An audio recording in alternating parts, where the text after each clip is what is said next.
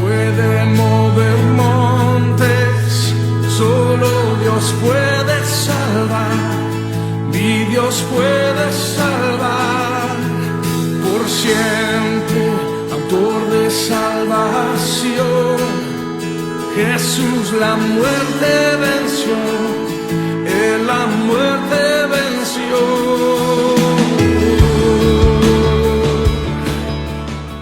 Hemos hablado del juez Otoniel, ¿se acuerdan de él? Lo acabamos de ver en la lectura de la palabra del Señor hace un ratito atrás. El yerno de... se me fue el nombre, el amigo de Josué. Caleb, perdón, se me van a veces se me confunden los nombres. El amigo de Caleb, el amigo Josué Caleb, su yerno Otoniel, el primer juez, allá en el capítulo 3, verso 7 del libro de los jueces. Poquito más adelante, en el mismo capítulo 3, vamos a recordar a Od, el segundo juez. El tercero, todavía en el capítulo 3 de este libro de los jueces, Samgar. Luego, ya pasando al capítulo 4, vamos a recordarnos acerca de Barak. En el capítulo 6, ya Gedeón. En el capítulo 9, Abimelech. Lamentablemente Abimelech, sabemos que no es muy bueno, pero está allí también mencionado como juez. Capítulo 10, verso 1, a Tola. Capítulo 10 también a Jair. Y en el capítulo 10 también a Jefté. Luego saltándonos al capítulo 12, verso 8 en adelante, Ibsán.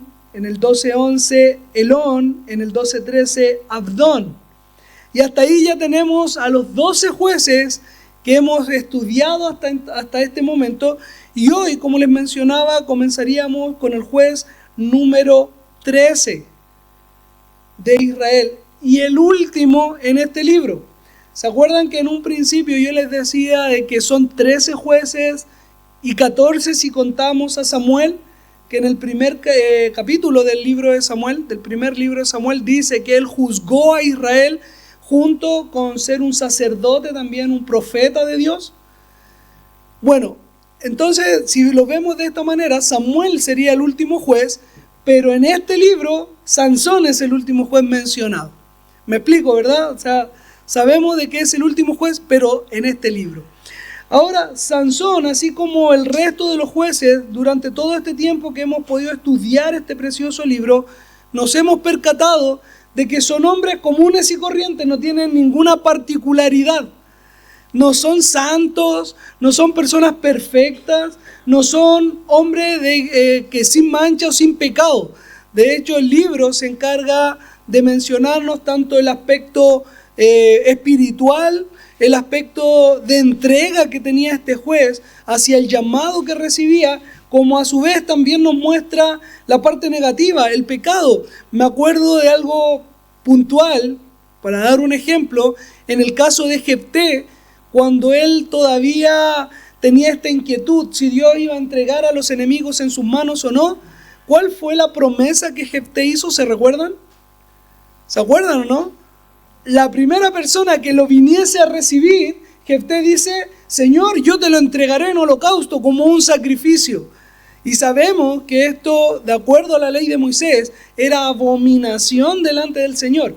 Y decíamos, los jueces que el libro nos menciona no está tratando de mostrarnos a personas sobrenaturales, sino que personas comunes y corrientes, pecadores igual que nosotros. Y en el caso de Jefté nos muestra cómo el contexto en el cual se están desarrollando influye en la vida de las personas. Jefté, relacionándose con pueblos paganos donde el sacrificio humano era lo normal de cada día, Jefté dice: ok, el que salga a mi encuentro lo sacrifico, como si no fuese nada, como si la vida humana no valiera. Ahora el Señor, la Biblia no dice nada con respecto a lo que Dios dice a Jefté, si esto causa molestia hacia el Señor, pero vemos que la circunstancia o la situación que tiene que enfrentar Jefté muestra la mano de Dios direccionando, yo creo, para enseñarle a este hombre a nunca más hacer este tipo de promesas. Y no solo a Jefté, sino que a todos los que leyeron esta historia de aquí en adelante. Cuando Jefté dice: yo sacrificaré a la primera persona que venga a encontrarme, la persona que lo viene a recibir es su hija. una forma, yo creo que fuerte de parte de Dios también de enseñar y moldear el corazón de hombres pecadores y mujeres pecadoras de la historia. Así nosotros entonces vemos de que estos hombres y mujeres tienen el pecado también en sus vidas y lamentablemente deshonran el nombre del Señor a pesar de que éste los está utilizando para su propia obra. Insistimos en esto, no porque Dios o la Biblia esté mostrando personas sobrenaturales, sino que nos está mostrando personas igual que nosotros, con debilidades igual que nosotros, con temores igual que nosotros. Pero todas estas personas tienen algo en común, dependían de Dios, clamaban a Dios, esperaban en Dios. Incluso el juez que hoy tenemos la oportunidad de disfrutar, uno tal vez de los más conocidos, que es Sansón, nosotros rápidamente viene a nuestra mente algo en particular sobre este hombre. Primero su pelo. Sabemos que era un hombre de pelo muy largo, con mucha fuerza, pero después un pecado hacia el área sexual.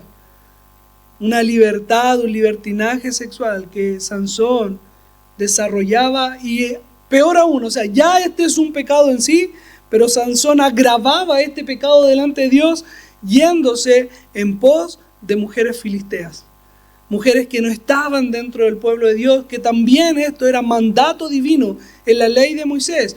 No uniréis en yugo desigual.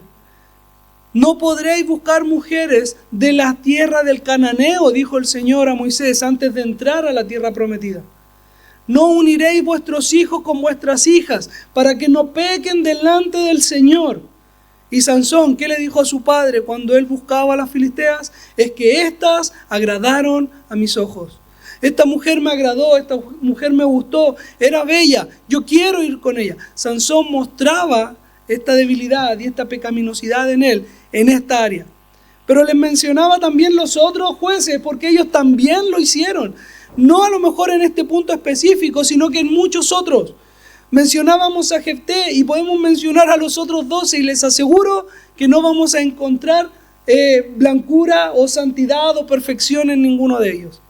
Por lo tanto, el libro de los jueces nos ha enseñado hasta este punto que hombres y mujeres que son pecadoras, que han fallado delante de Dios, pueden convertirse en instrumentos útiles en las manos de Dios.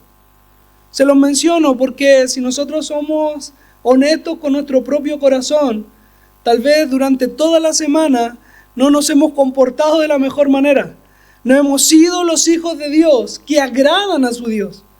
Y podría llegar el momento de decir, pero ¿qué vamos a hacer? Pues yendo a la iglesia, ¿qué voy a ir? ¿Cómo voy a servir? ¿Cómo voy a predicar? ¿Cómo voy a dirigir? ¿Cómo voy a organizar alguna actividad? Si yo soy tan pecador, si yo soy tan pecadora.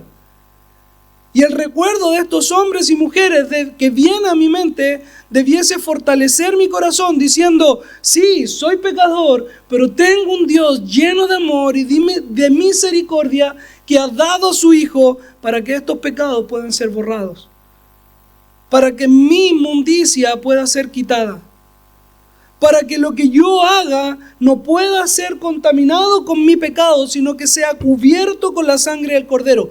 Eso nos está enseñando, o una de las cosas que nos está enseñando este precioso libro.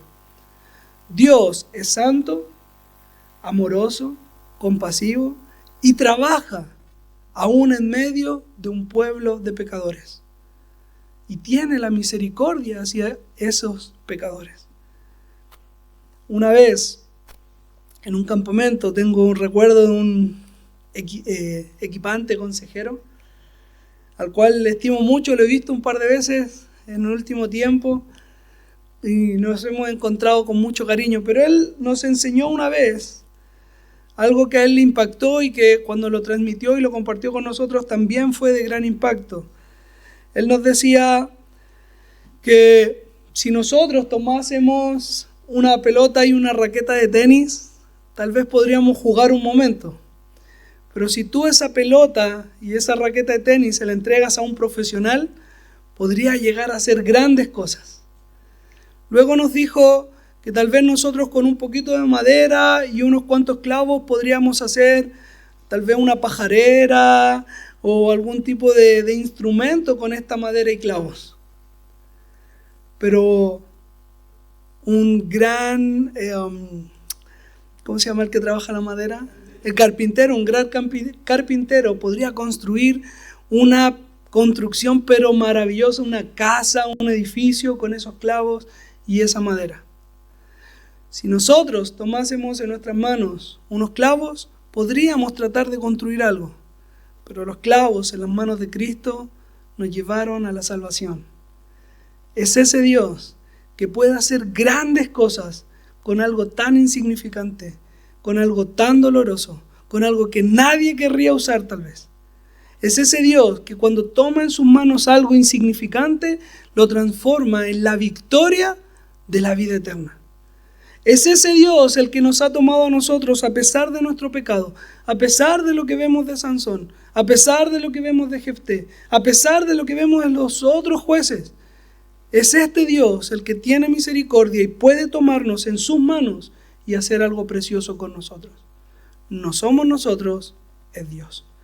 Así entonces comenzamos en esta contextualización de la historia de Sansón, donde hoy en el capítulo 13 nos va a mostrar no propiamente en la vida de Sansón todavía, eso lo vamos a reservar para el capítulo 14, Dios mediante la próxima semana, sino que antes de Sansón, ¿qué podría haber pasado antes de Sansón? ¿Qué creen ustedes? Obviamente después de Jefté y antes de Sansón. ¿Qué pasó? ¿Qué es lo normal? ¿Cuál es el curso de la vida natural que pudo haber ocurrido antes de que Sansón llegara? El pueblo pecó, dice el verso número 1. Los hijos de Israel volvieron a hacer lo malo ante los ojos de Jehová, y Jehová los entregó en manos de los filisteos por 40 años. Volvieron a hacer lo malo ante los ojos de Jehová, algo que ya hemos visto es el común del libro de los jueces, es el ciclo maldito, reloj maldito, como lo hemos denominado, de la historia de Israel. Estaban con el Señor, moría el juez, pasaba un tiempo, el pueblo caía, pecaba contra Dios y Dios los entregaba en manos de los enemigos. ¿Hasta qué? ¿Qué pasaba aquí? Y aquí ya vamos a encontrar la primera diferencia con el resto de los jueces. ¿Qué pasaba después que el pueblo de Israel pecaba y era entregado en las manos del Señor? Clamaba al Señor. Búsquenme el capítulo 13, versículo 1 y 2. Échenle una miradita ahí rápido, en voz baja pueden leerlo. ¿Qué dice el capítulo 1 y 2? Perdón, capítulo 13, versículo 1 y 2. Ya los entregó al filisteo por 40 años. El verso 2, ¿qué dice? Había un hombre de Sora, de la tribu de Dan, el cual se llamaba Manoah. y su mujer era estéril, ¿cierto? ¿Y qué más? Ya. ¿Dónde dice que el pueblo clamó? No lo dice. Extrañamente, en esta ocasión en particular, dice que después de 40 años el pueblo no está clamando. 40 años que tal vez nadie le enseñó al pueblo de Israel a clamar delante de Dios para que este Dios respondiese a favor de su pueblo. Nadie está pidiéndole a Dios que lo salve. Sin embargo, desde el verso número 2 en adelante vemos la misericordia de Dios en acción, moviéndose a pesar de que el pueblo no lo está pidiendo. El Señor sabe cuál es la necesidad de su pueblo y busca a este hombre Manoah y a su esposa estéril para cumplir su propósito. Y los busca y los elige para que ellos sean los padres de este futuro juez. Como nunca, el Señor ha preparado un juez para Israel desde antes de su nacimiento. Como nunca, el Señor se ha manifestado en misericordia a Israel sin que Israel lo pidiese. ¿Cuántas veces el Señor ha mostrado misericordia para con nosotros sin que nosotros siquiera lo pidamos? ¿Sabes lo que dice la Biblia acerca del Espíritu Santo? Que Él intercede por nosotros y clama delante de Dios, pidiendo incluso por aquello que nosotros no sabemos qué pedir. Cuando no tenemos idea qué pedirle al Señor, el Espíritu Santo está pidiendo, intercediendo por nosotros, diciéndole al Padre, esto y esto es lo que necesita tu pueblo. Esto es lo que necesita el corazón de tus hijos. ¿Qué amor más grande es el que tiene Dios para con nosotros? Que nos conoce tan íntimamente y sabe lo que realmente necesitamos, que ni siquiera es necesario que lo pidamos. Ahora, con esto no estoy diciendo que no oremos, que no clamemos. La voluntad de Dios es pedir en todo tiempo.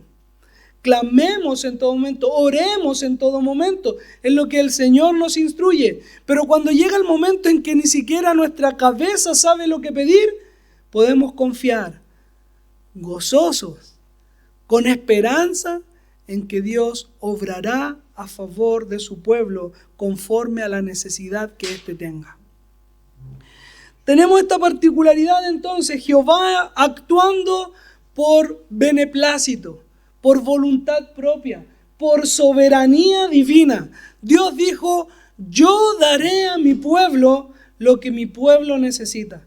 Y preparó a un niño desde antes de ser concebido, y no solo al niño, sino que también a su madre, dice el verso número 2. Y había un hombre de Sora, de la tribu de Dan, el cual se llamaba Manoa, y su mujer era estéril, y nunca había tenido hijos. A esta mujer apareció el ángel de Jehová y le dijo, he aquí que tú eres estéril y nunca has tenido hijos, pero concebirás y darás a luz un hijo. Ahora pues, no bebas vino, ni sidra, ni comas cosa inmunda, pues he aquí que concebirás y darás a luz un hijo, y navaja no pasará sobre su cabeza, porque el niño será nazareo a Dios desde su nacimiento, y él comenzará a salvar a Israel de mano de los filisteos. Mis queridos, Dios, actuando por voluntad propia, por beneplácito, porque Él quiere a favor de su pueblo, elige a un hombre y a una mujer determinados para que estos conciban y den a luz un niño que comenzará, dice el texto, a salvarlos de los filisteos.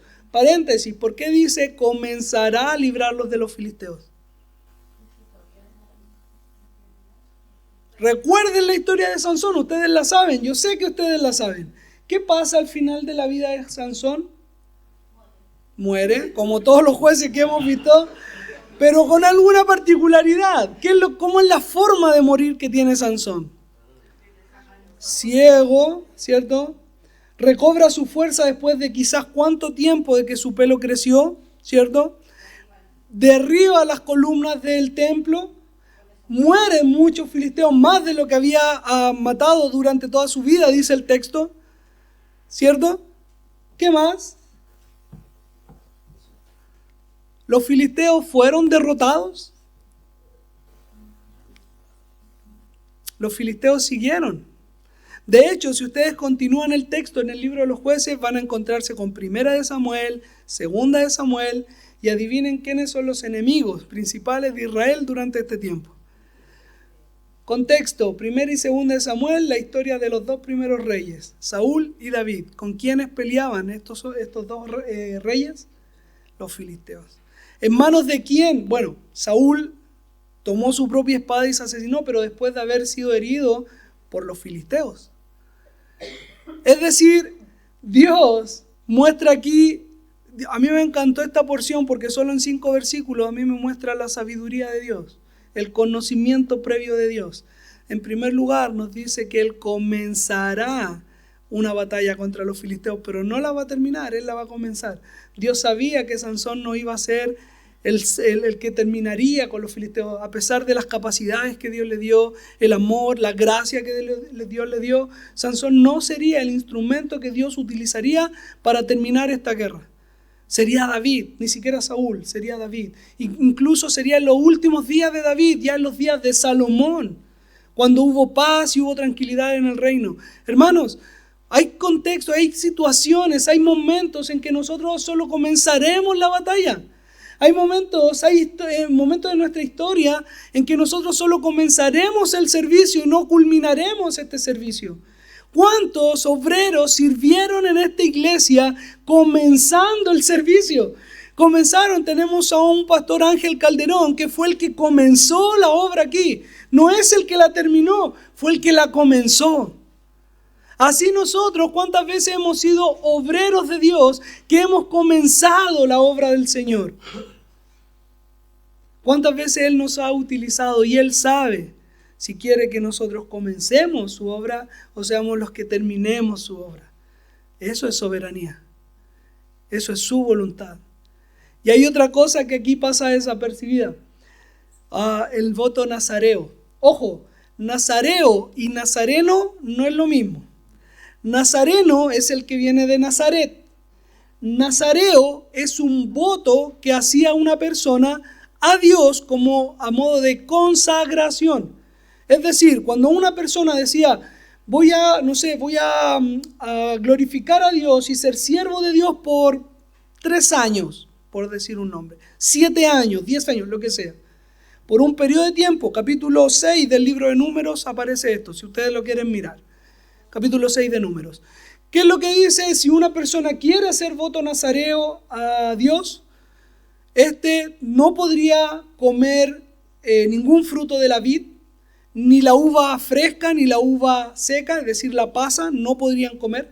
Tampoco podrían beber sidra, ni vinagre de sidra, ni jugo de sidra. Y buscábamos ahí con Yesenia, me dijo, sidra es manzana. Y yo le dije, ¿estás segura? Sí, me dijo, es manzana. Y comenzamos y claro, la sidra es manzana. Y ella me decía, es que lo que pasa es que la uva y la manzana son una de las frutas que más rápido fermentan.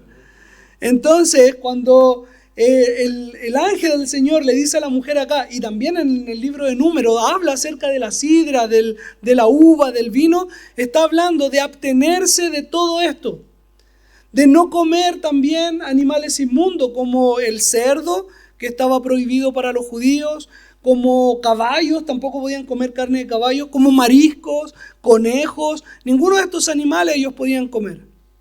Ahora, lo interesante aquí, que yo les decía que Dios muestra su soberanía en este mandato, en la madre de Sansón, es que, así como yo les decía que el voto nazareno era particular de una persona y esa persona decidía no comer ciertas cosas, como Dios estaba eligiendo a Sansón desde el vientre de su madre, la ordenanza de no comer estas cosas como una nazareo era para la mamá. Para nosotros hoy día es natural decir, claro, si la guagua está en la guatita, la mamá come, toma, todo llega a la guatita. Pero en este tiempo, ¿cómo lo iban a saber? ¿Cómo podrían saber que todo lo que la madre consumía iba a afectar al bebé? No hay aquí una claridad de un Dios soberano que conoce el cuerpo de su creación, de sus criaturas, que sabe el funcionamiento de la gestación de un bebé, que cuida a ese pequeño desde el vientre de la madre. Estamos viendo solo en estos pasajes cómo Dios tiene un conocimiento y un dominio total de lo que es su creación.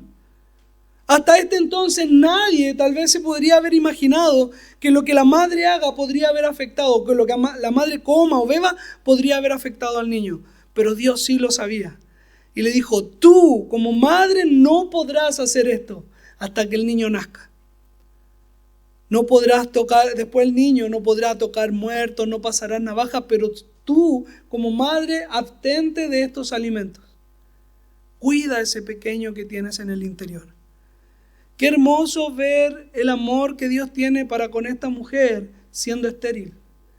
La Biblia nos habla aproximadamente de 6 mujeres estériles en la Biblia. Y cada una de ellas que nos hace mención en la Biblia que eran estériles y Dios abrió su vientre, fueron hijos de promesa. Lo vemos en la historia de Isaac, por ejemplo, cuando su madre se le avisó que en un año más concebiría y daría a luz un hijo y ésta se rió. Ese Isaac no es el padre de Jacob, y ese Jacob no fue también esposo de una mujer estéril como Rebeca, a la cual se abrió su vientre y su hijo José y Benjamín nacieron. Así la Biblia nos muestra el amor y la misericordia de Dios hacia estos hombres y mujeres en necesidad. Muestra su compasión para esta mujer que tal vez lloraba al igual que la mamá de Samuel siendo estéril, Ana, que el sacerdote le decía, ve y digiere tu vino y después vienes a orar. Y la mujer dijo, yo no he bebido nada, sino que clamo delante de Dios desde mi corazón. Y el Señor escuchó sus ruegos y abrió su vientre y le dio un hijo que fue Samuel. La Biblia, en el caso de Sansón, no nos dice que Manoa y su esposa estaban orando por un niño. Pero créanme, y estoy completamente seguro, de que esta era el constante en la vida de ellos. Una mujer sintiéndose a lo mejor sola, apuntada con el dedo, porque en el contexto el no tener hijos significaba una maldición de parte de Dios. Una mujer que estaba sola en el campo, que ni siquiera iba con las otras mujeres a cosechar y a recoger el trigo. Cuando el Señor se le aparece, cuando el ángel de Jehová se le aparece, ella estaba sola. No estaba acompañada de otras mujeres, porque podría haber sido repudiada, podría haber sido expuesta por no tener hijos. Y a esa mujer Dios le dijo, puedes concebir.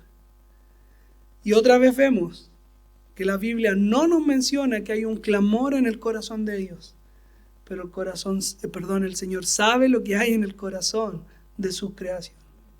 El Señor sabe cuál es nuestra necesidad. Ahora, este ángel del Señor habla a la mujer, le dice que ella no ha tenido hijos, que podría concebir de aquí en adelante. Y esta mujer, nos dice el verso 7, hizo algo. Hasta aquí nosotros hemos visto la aparición o la manifestación de la obra de Dios. Hasta aquí nosotros vemos cómo el Señor tiene autoridad soberana sobre su creación. Y su amor y misericordia la manifiesta a quien Él quiere y cuando Él quiere.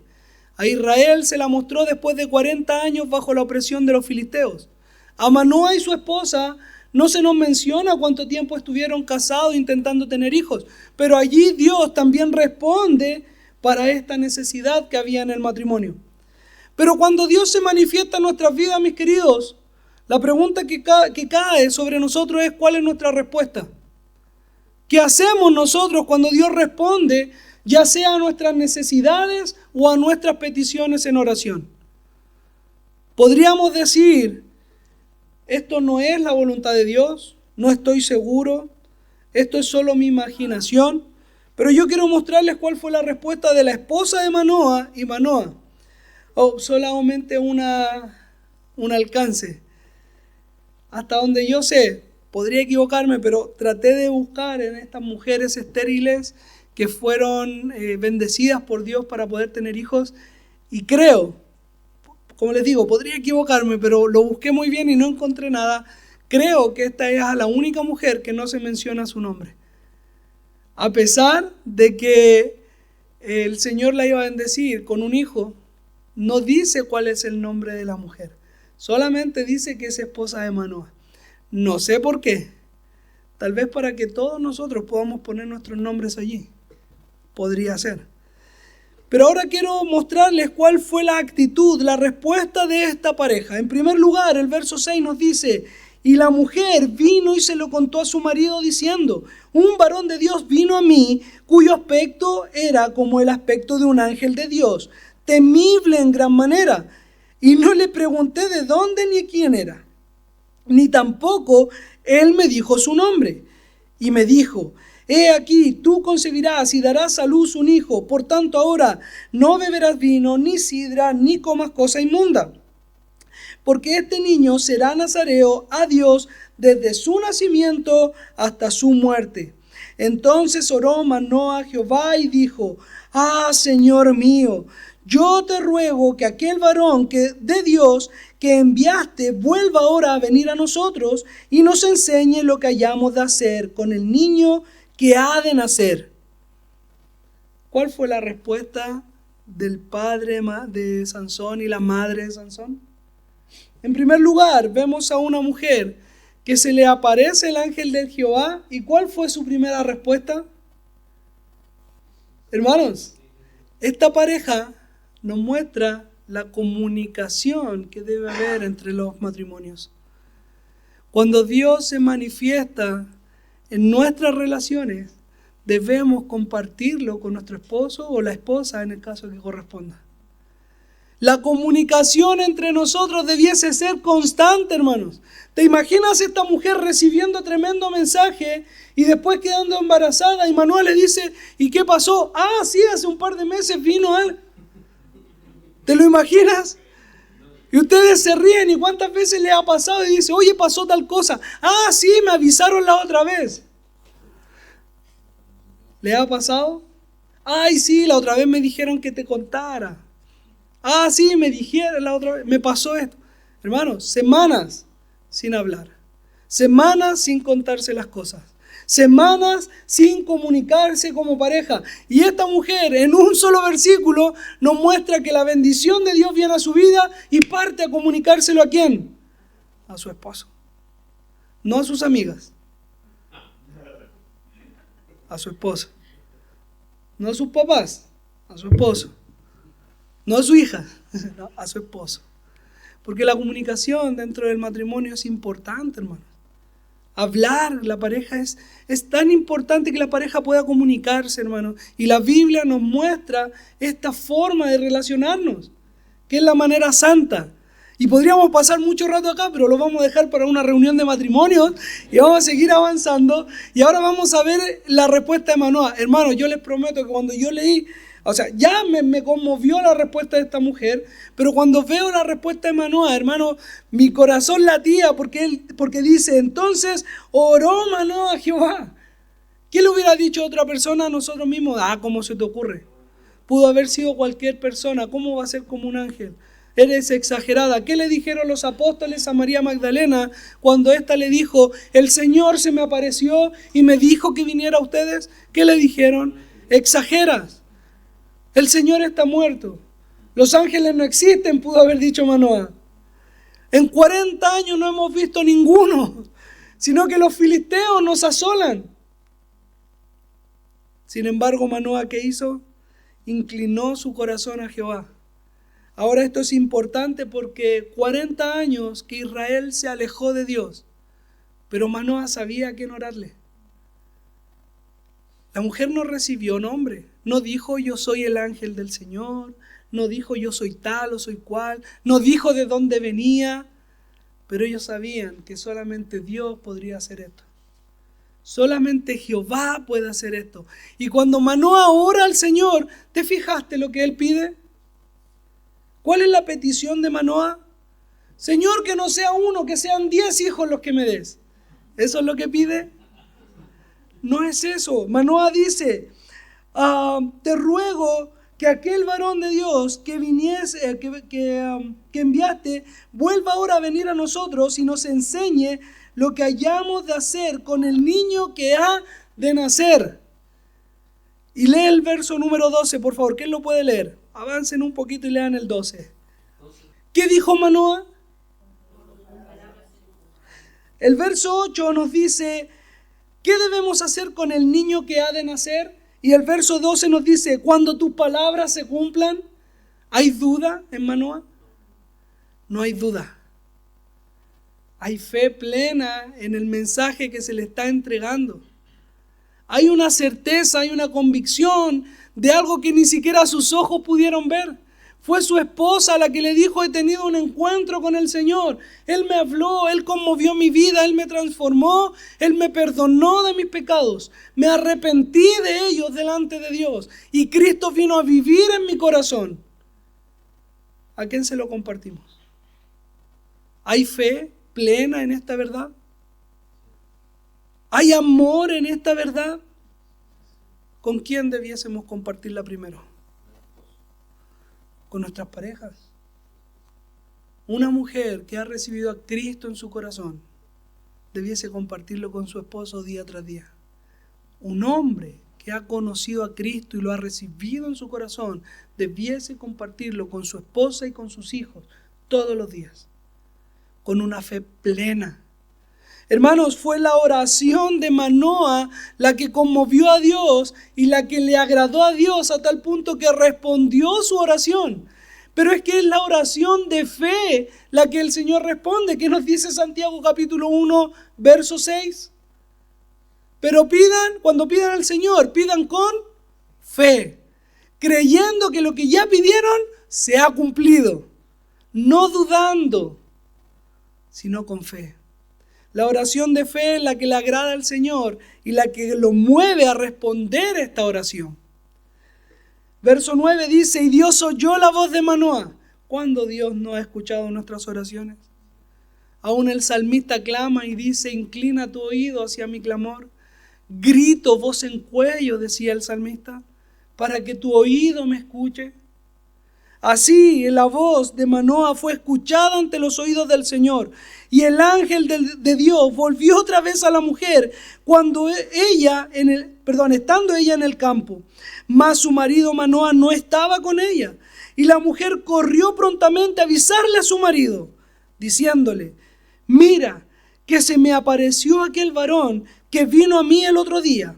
Y se levantó Manoa y siguió a su mujer, y vino al varón y dijo: ¿eres tú aquel varón que habló a la mujer? Y dijo, que habló a la mujer, y él le dijo: yo soy. Entonces Manoa dijo: cuando tus palabras se cumplan, ¿cómo debe ser la manera de vivir del niño? ¿Y de qué debemos? Es que tengo rayada mi Biblia, entonces ¿y qué debemos hacer con él?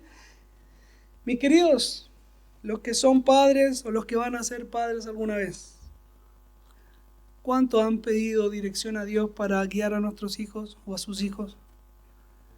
¿Cómo es de conducir a mi hijo? Fue la oración o la petición que Manoa le dice al ángel del Señor. Cuando en el verso 8 él clama y dice: oh Señor mío, yo te ruego que aquel varón de Dios que viniese vuelva ahora a venir a nosotros y nos enseñe lo que hayamos de hacer con el niño. Hermanos, qué oración más bella es la que Manoa hace delante de Dios, y después cuando Dios le responde, vuelve y la hace de la misma manera. ¿Qué tengo que hacer con mis hijos? ¿Cuántos de nosotros hemos hecho este tipo de oración? Los que hemos sido padres, los que quieren ser padres. Señor, ¿cómo he de conducir a mi familia? Señor, ¿qué debo hacer con este niño? Cuando somos primerizos, cuando tenemos temor, cuando el miedo viene a nuestra vida, ¿cómo debemos criar a nuestros hijos? ¿Cuántos de nosotros hemos dedicado el tiempo para clamar a Dios y pedirle esta dirección? Señor, ¿qué hago con este niño? Nunca he sido padre. No hemos criado, Señor. ¿Qué debemos hacer con él? ¿Tú crees que Dios no respondería a ese tipo de oraciones?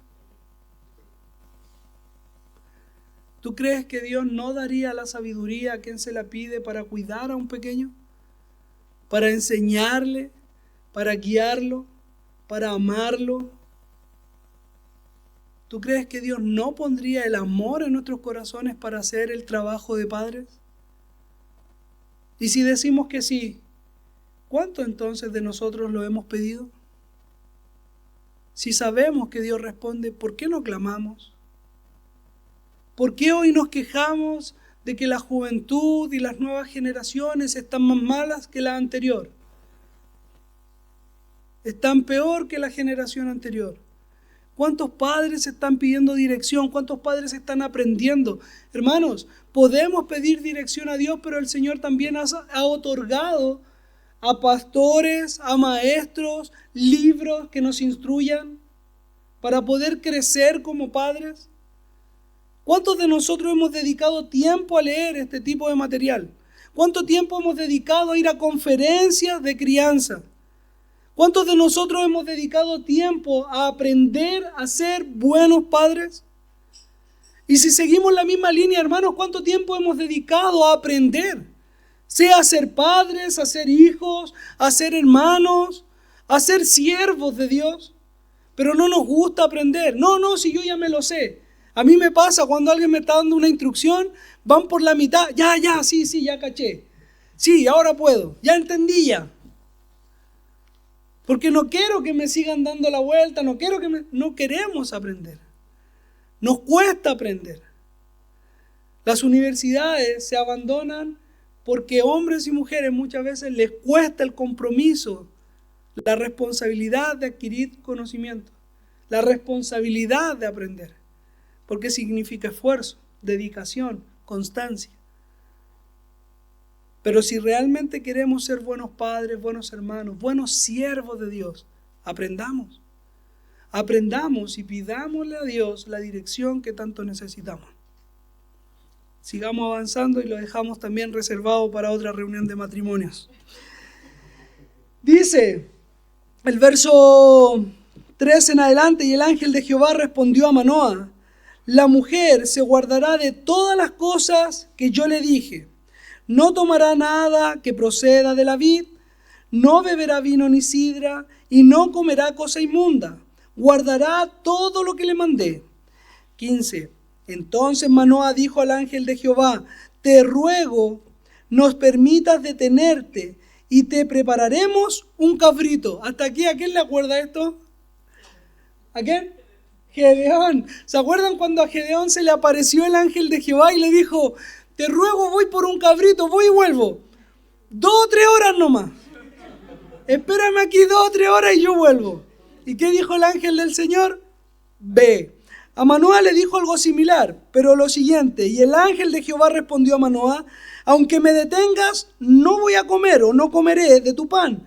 Mas si quieres hacer holocausto, ofrécelo a Jehová.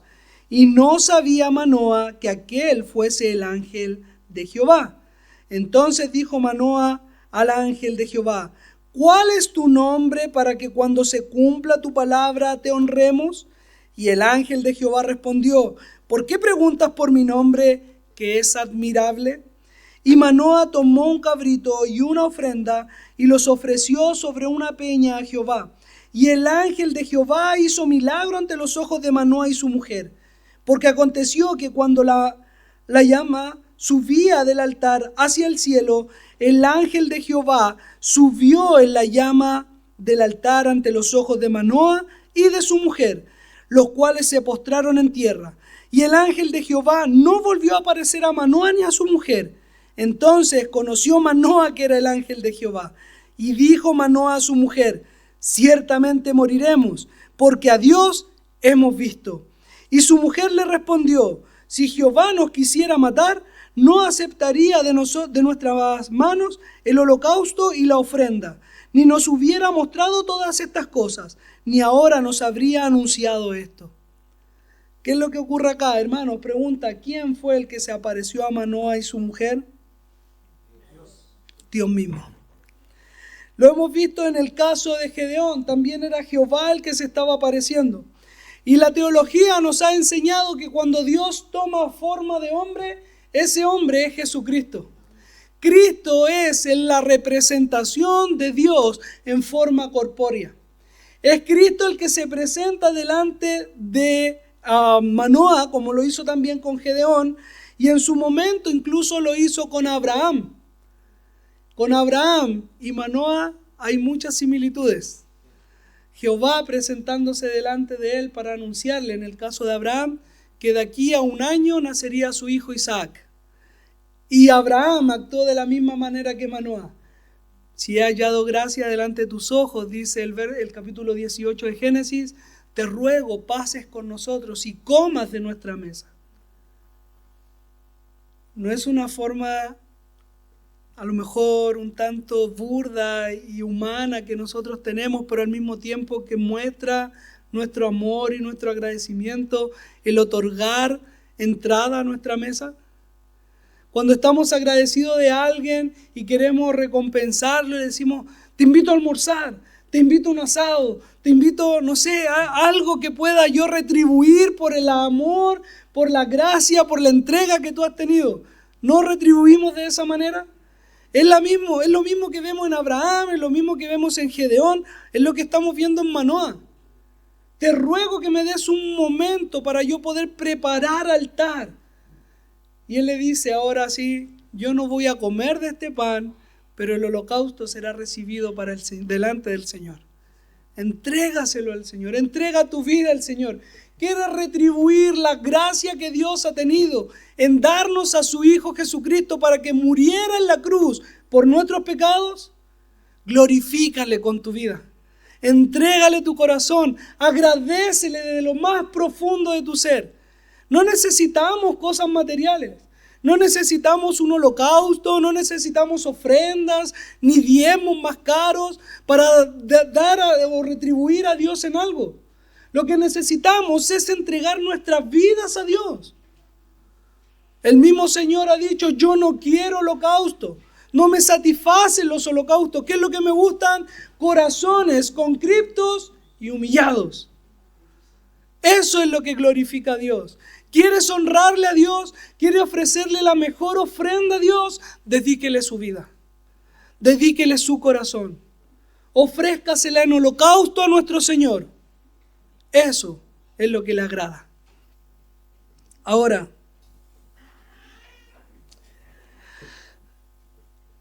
Manoah le pregunta y le dice, ¿cuál es tu nombre? Y en este caso el ángel del Señor le dice, ¿por qué quieres tú saber mi nombre, que es admirable? Cuando viene la palabra admirable como un nombre de Dios, porque aquí lo utiliza casi como un nombre. Tú quieres saber mi nombre, pero mi nombre es admirable. ¿Les viene a la mente algún versículo de la palabra de Dios? Isaías capítulo 9, verso 6. Su nombre será admirable, consejero. Y más adelante pues dice, príncipe de paz. ¿Y de quién está hablando allí? De Cristo.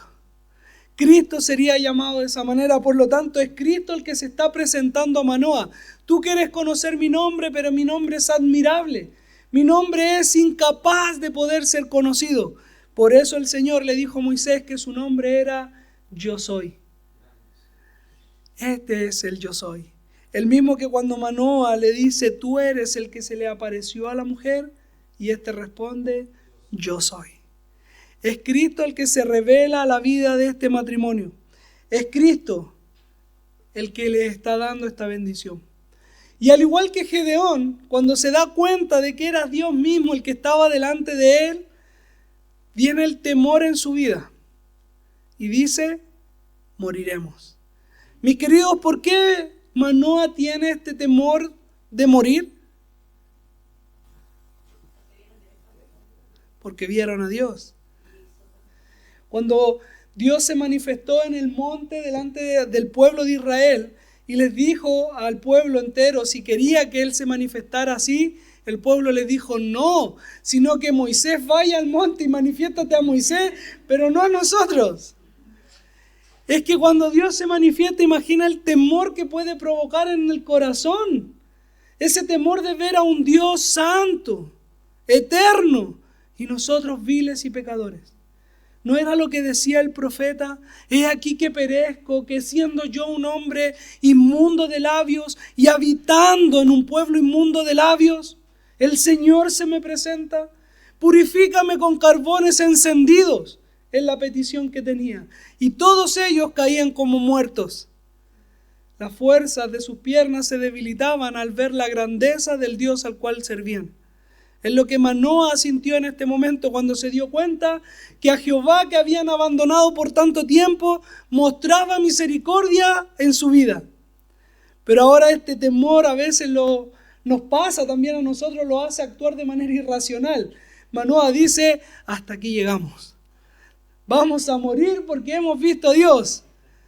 Y me encanta la respuesta de la esposa de Manoah. ¿Sabes por qué me gusta? Porque en nuestra iglesia por tantos años las mujeres han sido las líderes en muchos aspectos.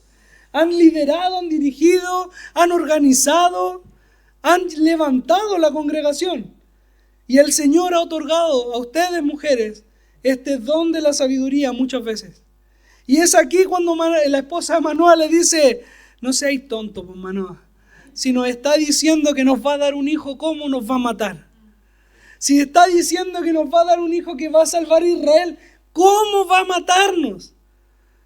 Si nos está recibiendo incluso el holocausto, ¿cómo va a matarnos? Si está recibiendo lo que estamos dando, nos ha dicho lo que va a pasar en el futuro, ¿y tú crees que nos va a quitar la vida? Imagino a Manoah diciéndole, claro, tienes razón. Tenés razón. Como siempre tenés razón. Así entonces, Manoah y su esposa pueden encontrar la paz y el consuelo de que a pesar de ser pecadores y ver la santidad de Dios, estarían resguardados por el amor que Dios les estaba mostrando. Por ese amor de Jesucristo. Dice el texto que hubo un milagro. El Señor mismo en medio de esta llama de fuego, en este humo que subía hacia el cielo, allí mismo desaparece ascendiendo en esta llama y en este humo. Y yo no puedo evitar, cuando veo este relato, no puedo evitar recordar cuando Cristo fue presentado ya después de la resurrección delante de toda esa gente, más de 500 personas, dice el texto bíblico, que cuando ya se presentó por tantos días a ellos, luego ascendió a los cielos y todos lo miraban hacia arriba hasta que los ángeles dijeron, ¿qué miran? Si este que se fue en los cielos, así como se fue, también regresará. Esa es la forma en la que nosotros vemos que Dios parte de la presencia de Manoah, entregándoles una gran bendición. Y por último, en el verso 24 y 25, nosotros vemos la respuesta de la oración que Manoah hizo delante de Dios. O incluso no solo la petición, sino que también la pregunta que Manoah hace. Y dice, y la mujer dio a luz un hijo y le puso por nombre Sansón, y el niño creció, y Jehová, ¿qué dice? Lo bendijo. ¿Quién quiere que su hijo sea bendecido por Dios? ¿Quién quiere que su matrimonio sea bendecido por Dios? ¿Quién quiere que su vida sea bendecida por Dios? Y el Espíritu de Jehová comenzó a manifestarse en él, en los campos de Dan, entre Sora y Estaol. ¿Qué fue lo que oró Manoah? ¿Qué hago con este niño? ¿Cómo voy a criarlo? ¿Qué he de enseñarle? ¿Qué voy a darle de comer? Y el Señor, en su misericordia, le responde a Manoah lo que tiene que hacer, pero después dice que su bendición está sobre la vida de este niño. Es la mano de Dios la que lo direcciona y lo bendice allí en su tierra. Hermano, es la respuesta del padre de Sansón, de Manoah, la que el Señor está respondiendo, a la que está respondiendo acá. Esa es la petición, es esa oración la que Dios está manifestándose acá. Es ese Sansón. Por último, este nombre Sansón no fue puesto por Dios directamente. El ángel no le dijo y le pondrás por nombre Sansón. Pero su nombre significa rayo de sol o rayo de luz. En hebreo el nombre es Chinchón. ¿Ya? Es chistoso para nosotros un poquito, pero así es la pronunciación en el hebreo. Y tiene esta connotación de que es un rayo de sol, un rayo de luz que Dios ha otorgado a esta familia. Mis queridos, algo importante que destacar acá. Hoy día vivimos en un mundo donde la vida de los pequeños no importa, donde los niños en el vientre no importa si son asesinados.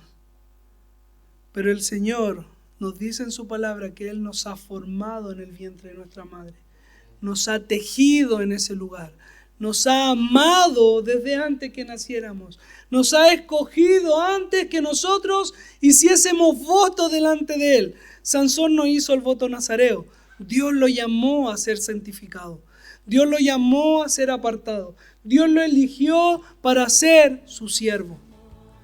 Ese amor, esa gracia, esa ordenanza y esa soberanía es la que Dios también muestra para nuestra vida. Descansemos en el amor de Dios, descansemos en el cuidado de Dios, descansemos en la soberanía de Dios, y Él provea y Él responda a las oraciones que su pueblo levanta día a día delante de Él. Él bendiga su palabra, bendiga a su pueblo, les invito a orar.